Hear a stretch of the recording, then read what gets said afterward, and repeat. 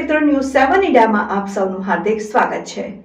ધ્રાંગધ્રા પોલીસના સામાજિક તત્વો વિરુદ્ધ 100 કલાકની કામગીરીની કડક હાથે અમલવારી।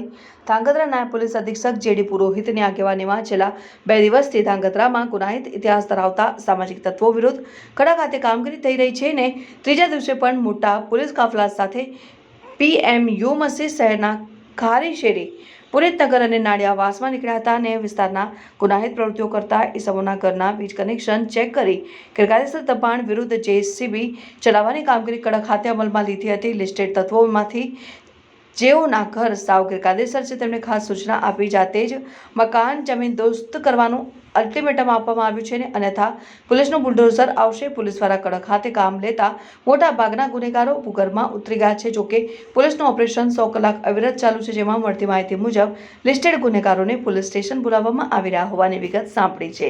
રિપોર્ટર મહેશ સોની, ન્યૂઝ 7 ઇન્ડિયા, ધ્રાંગધ્રા।